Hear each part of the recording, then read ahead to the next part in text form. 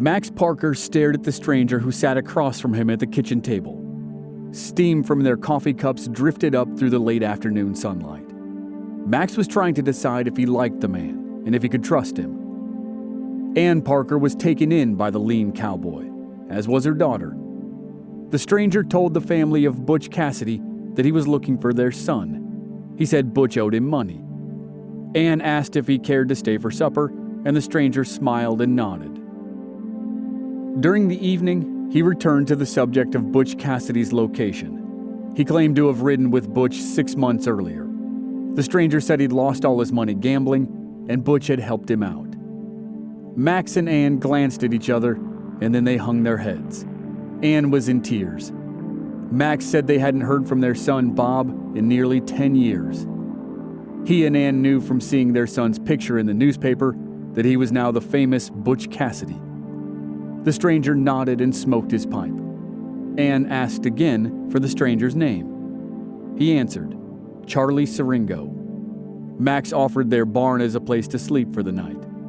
Charlie politely declined, gave his thanks for supper, and rode off into the Utah night. Max and Ann Parker found out later that their house guest was one of the most infamous Pinkerton agents in the West.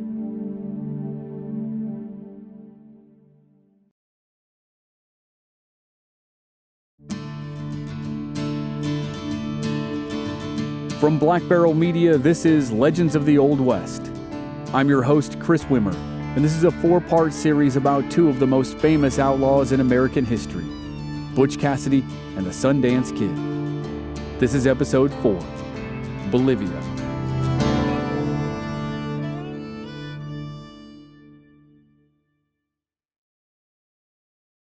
Photographer John Swartz probably did not know the men who sat before him for the portrait. They seemed respectful enough. A couple of them held cold stares for the camera.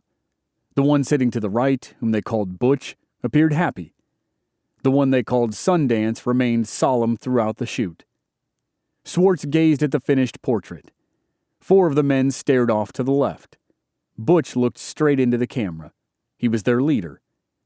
Each man purchased a copy of the photograph, and Swartz made a 6th for himself. The photographer was pleased with the results. He placed the picture in the display window of his shop and thought nothing more of it. The 5 members of the Wild Bunch were in Fort Worth, Texas for a wedding. News Carver was set to marry a young woman he met at Fanny Porter's brothel in San Antonio. That was where Sundance's girlfriend Etta Place had come from. The celebration lasted for days. They figured they were safe in the red light district known as Hell's Half Acre. The end of the year 1900 was a time of great innovation and change. Electric lights lit up the town all night long. An automobile or 2 showed up to scare the horses. Telephones provided instant communication across the great expanse of the American continent. Butch Cassidy was 34 years old and ready for a change himself. He knew it was only a matter of time before he and his gang would be caught and thrown in prison. Or worse, they'd be shot dead somewhere in the Utah desert. Robbing banks and trains had become a real hazard. The express cars were being made of impenetrable steel. Armed guards traveled on the trains, often outnumbering any gang that attempted a robbery. And with the increase in telephones, news of a heist could travel farther and faster than a gang could ever hope to. So Butch knew it was time to get away for good. One by one, he approached the 4 gang members and asked if they might entertain the idea of leaving the country. Sundance was the only one who said he would consider it. But where, he asked. Butch smiled and said, "How about Argentina?" It's not clear if Sundance even knew where Argentina was, but he trusted Butch. He also must have sensed their demise if they stayed in America any longer. There in Fort Worth, it took no longer than 2 days for the photograph of the outlaws to catch the attention of law enforcement. Someone had seen the picture in the display window and recognized News Carver. Authorities ordered 50 prints of the photo. Within days, all 5 members of the Wild Bunch were identified. Each was singled out and placed on a wanted poster. The posters went out across the West and beyond. The portrait became known as the Fort Worth Five, Copies were distributed around the world. One went to the First National Bank in Winnemucca, Nevada. The bank had been robbed of $33,000 in September before the Wild Bunch showed up in Texas. Butch, Sundance, and News Carver were the chief suspects. The bank manager framed the portrait and hung it on the wall. In record time, Butch and Sundance were world famous. So it was time to put Butch's plan into action. They would travel to New York City and board a steamer bound for Buenos Aires, Argentina. But there was one thing Sundance failed to mention. He had invited his girlfriend Etta Place to go along.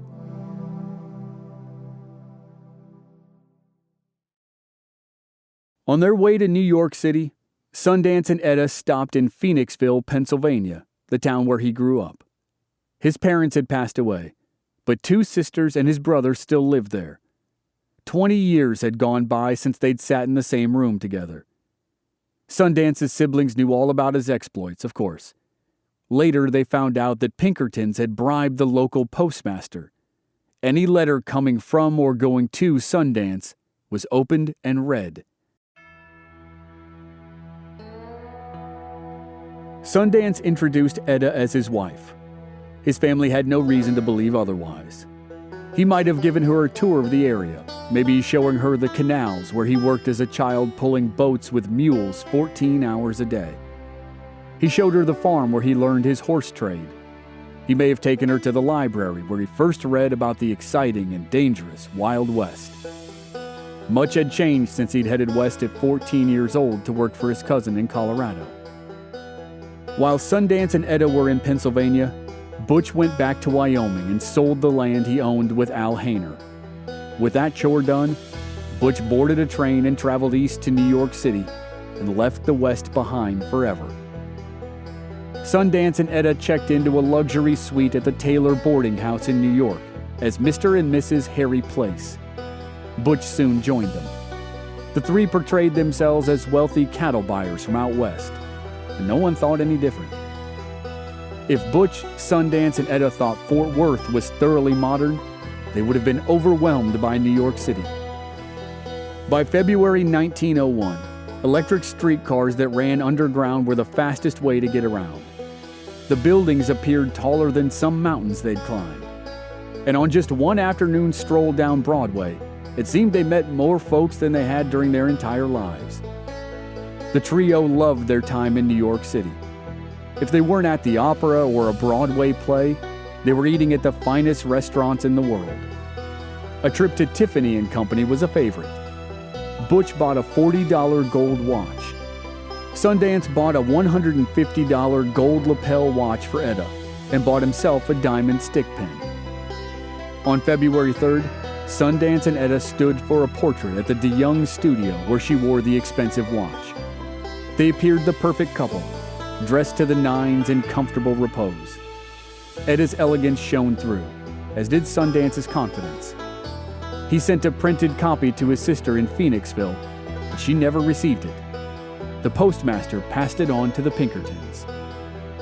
On February 20th, after 3 weeks of living it up in New York City, Mr. and Mrs. Harry Place, along with Mr. James Ryan, a.k.a. Butch Cassidy, boarded the SS Herminius. The next morning, the ropes were thrown from the pier, and the former leaders of the most famous outlaw gang in America watched as their homeland drifted away.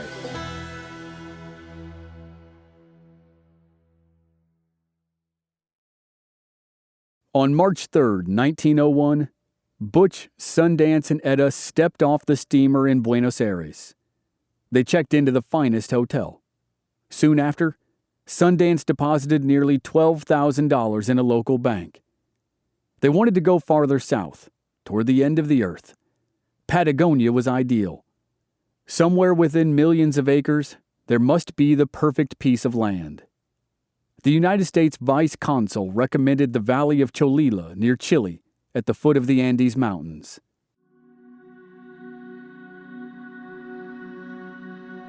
They traveled by boat, train, and horse to catch a glimpse of paradise. To the west lay the tallest white-capped mountains they'd ever seen. The grass valley appeared untouched, yet there were ranches with cattle and horses scattered everywhere. They immediately bought a ranch of thousands of acres. They stocked the ranch with horses, cattle, and sheep and settled into a new life. It was tranquil.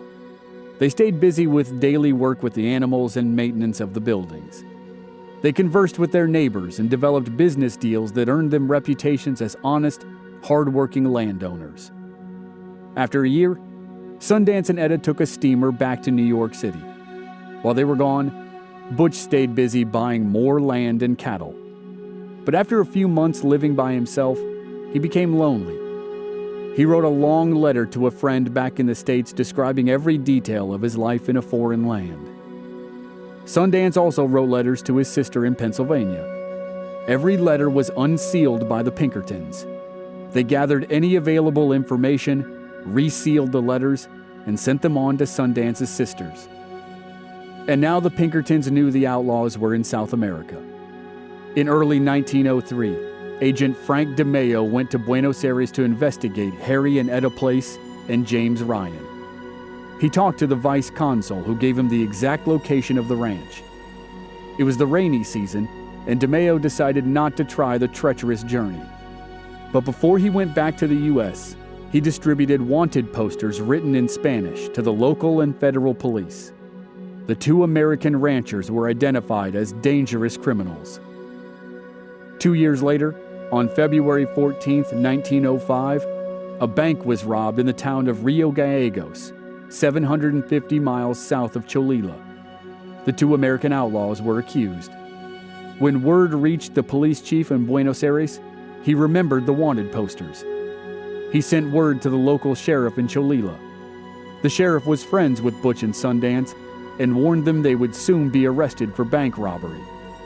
They'd fled more than 6,000 miles from their homes in the American West, but their past still caught up with them and ruined their idyllic lives of peace and prosperity. They had no choice but to desert their animals and their land. Butch made arrangements to sell the property and to find jobs for their hired hands. On May 9, 1905, Butch, Sundance, and Etta took only what they could carry, boarded a boat, and crossed into Chile.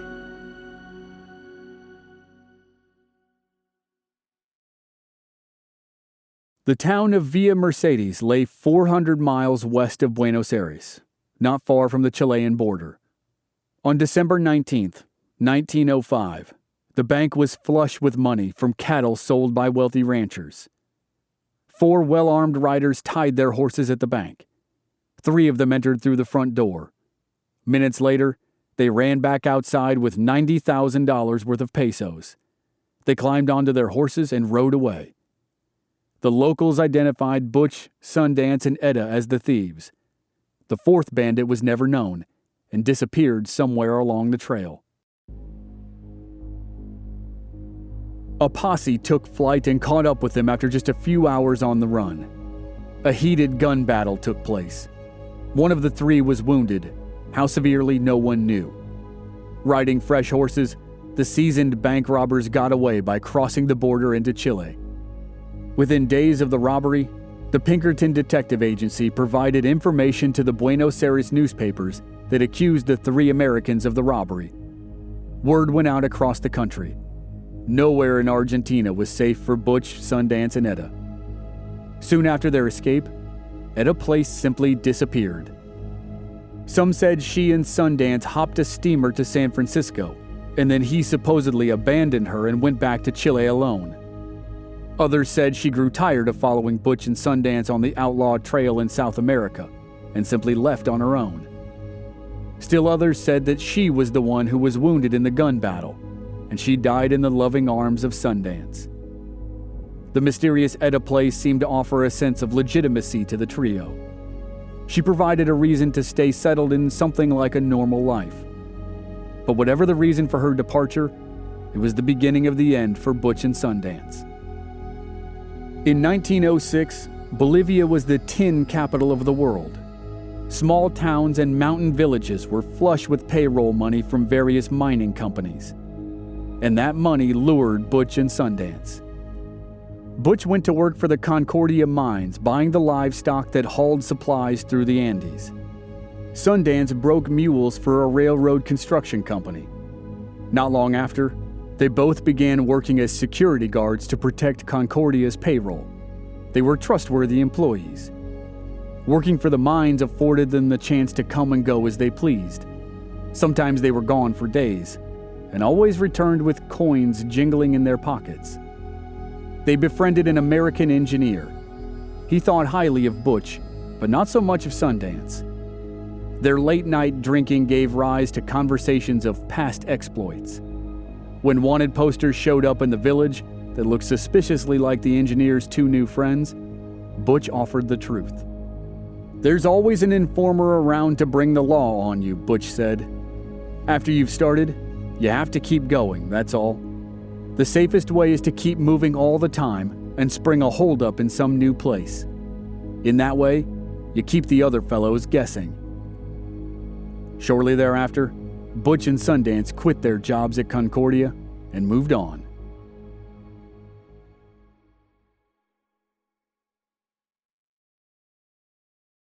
By the end of 1908, Butch and Sundance were two middle-aged American cowboys living in a foreign land, drifting from job to job. They mostly worked manual labor having to do with pack animals for the mines. Every once in a while, they robbed a stagecoach or small payroll. They made just enough money to stay ahead of the law. If either of them still had dreams of going straight, they would only come true after one last great heist. While scouting a bank in Tupiza, Bolivia, Butch stumbled upon the offices of the Aramayo Mining Company. He learned that a payroll of $500,000 would soon be driven out to the mines by mule.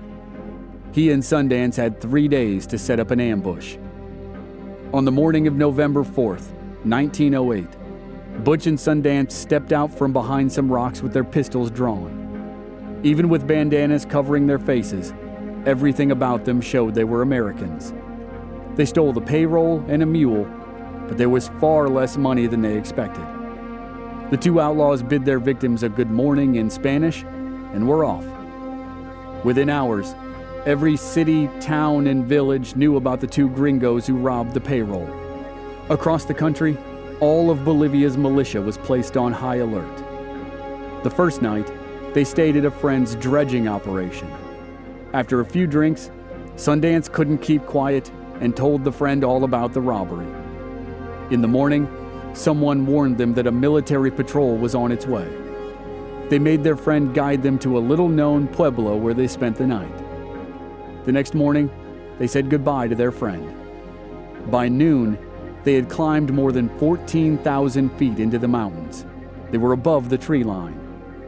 They were worn out and still on the run, but Butch and Sundance entered the village of San Vicente and asked the mayor where they might find a place to stay for the night. The mayor knew exactly who they were. In a small room inside the courtyard, Butch and Sundance sat drinking beer and eating sardines. The late afternoon sunlight slanted through the open door. It was a brief respite for a couple worn-out cowboys. Then, out of the corner of his eye, Butch caught a glimpse of a soldier's uniform as the man slipped into the courtyard. Butch pulled his pistol, stepped to the door, and shot the man dead. The soldier was the first and only man Butch Cassidy ever killed. A hail of gunfire rained down on Butch and Sundance.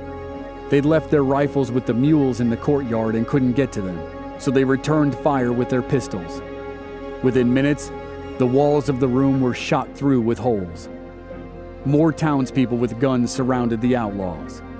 After almost an hour of gunfire, the shooting stopped. Several hours later, a local policeman fired one last shot, and then there was silence. In the morning, the captain and a few of his men entered the room. The chairs and table were shot up. Beer and blood stained the floor where Butch lay. A bullet had pierced his arm, and another, the fatal shot, hit him in the temple. His .45 lay close to his hand. Sundance was leaning against the wall, hugging a large water jug. Bullets riddled both arms, and he died from a single gunshot wound to the forehead.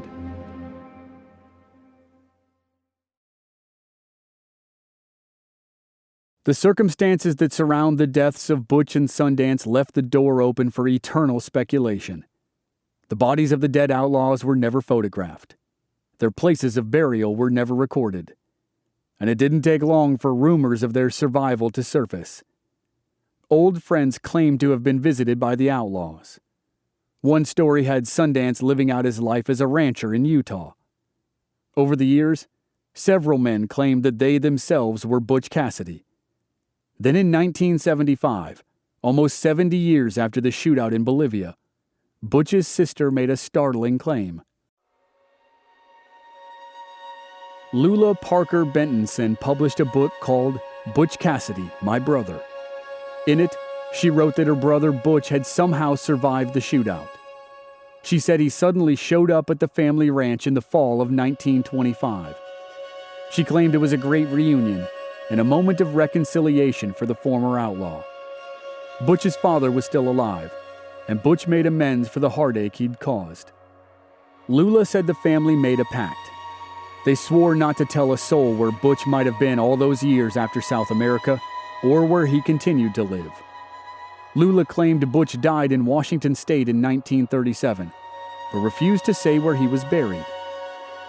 There's no substantial evidence, no DNA matches, no proof of eyewitness accounts that support the theory that the outlaws did not die on that cold afternoon in a village in the mountains of Bolivia. At the same time, there's no definitive proof that they did. The outlaws are long dead, no matter when they died. But the mystery lives on, and it continues to inspire historians and hobbyists to search for clues into the final moments of Butch Cassidy and the Sundance Kid.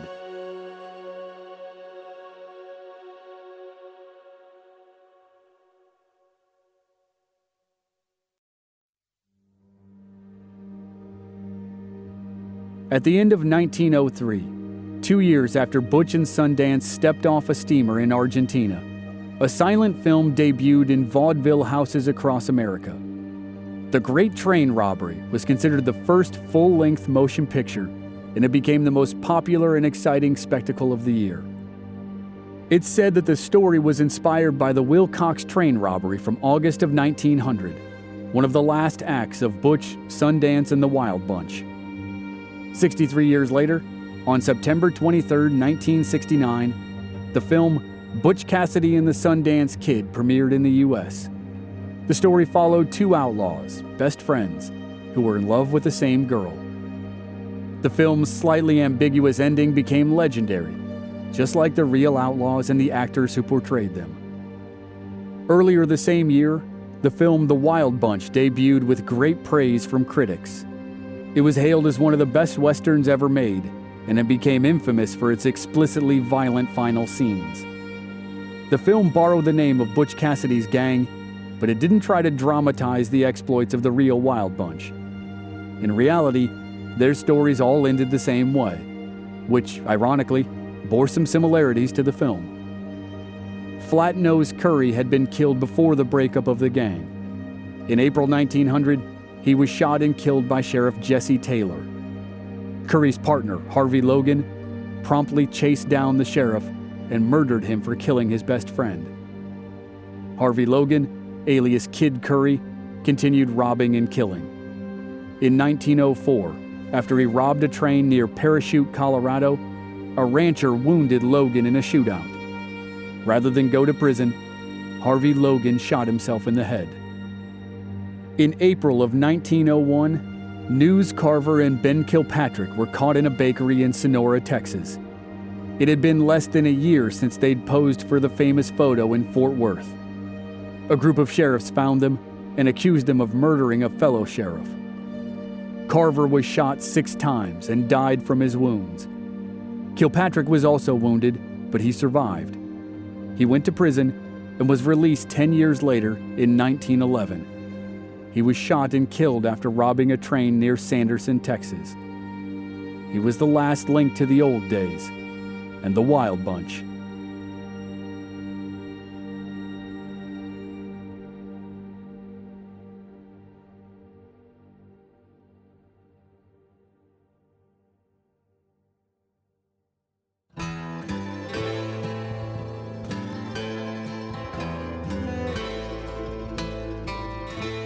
Thanks for listening to the story of Butch Cassidy and the Sundance Kid here on Legends of the Old West.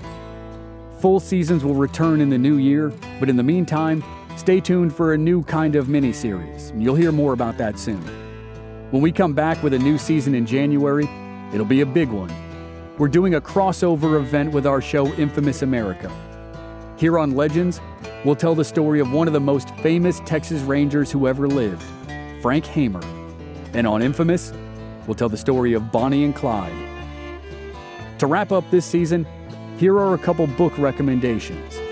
The Last Outlaws by Tom Hatch and The Outlaw Trail by Charles Kelly.